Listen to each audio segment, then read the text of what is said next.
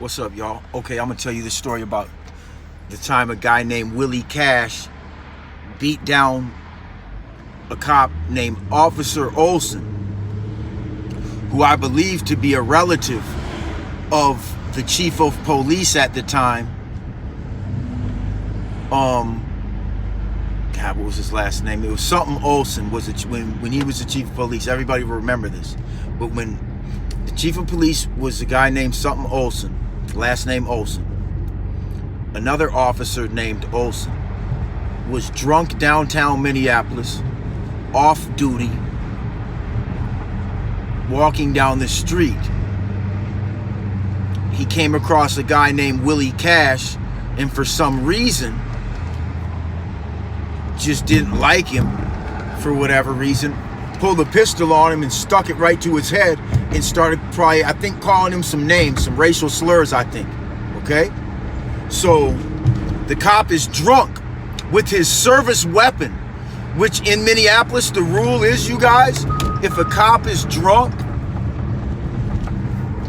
he can't have his service weapon, or I think any weapon, on him while being intoxicated. So fuck up number one.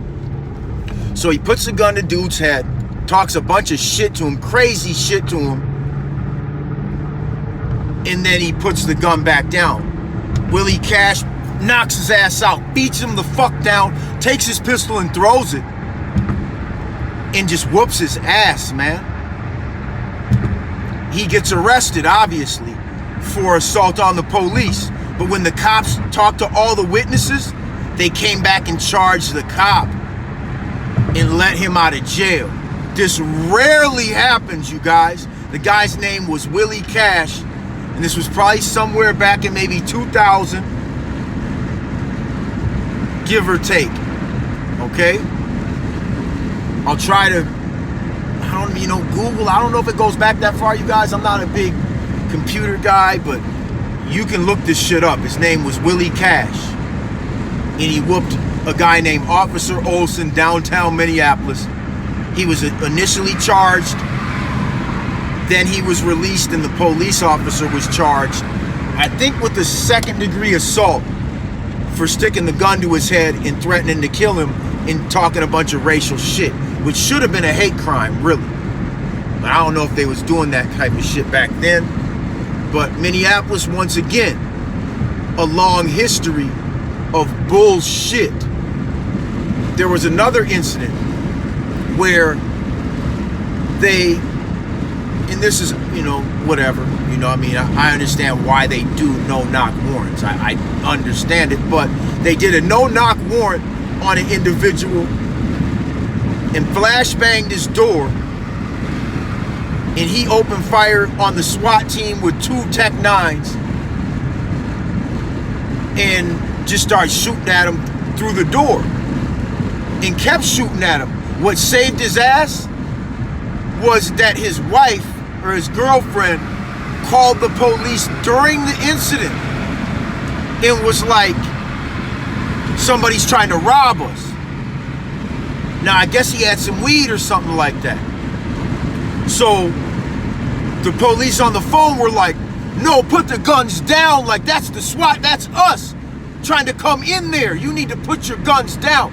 Dude ended up putting his guns down and ended up doing some time for the weapons because he was a felon, but he never did time for shooting at the police. They interpreted that as a self-defense scenario. Police or not, they didn't identify themselves properly. So another situation in Minneapolis where they did some shit, not necessarily the wrong way, but almost got they almost got wet up by just trying to. No-knock warrants are extremely dangerous.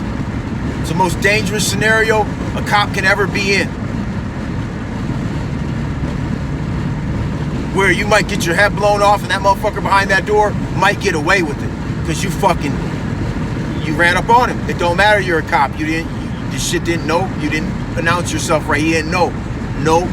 You can get blown if you're a cop and you're not announcing yourself properly, and you might be a straight up statistic, and a motherfucker might not do a day in jail.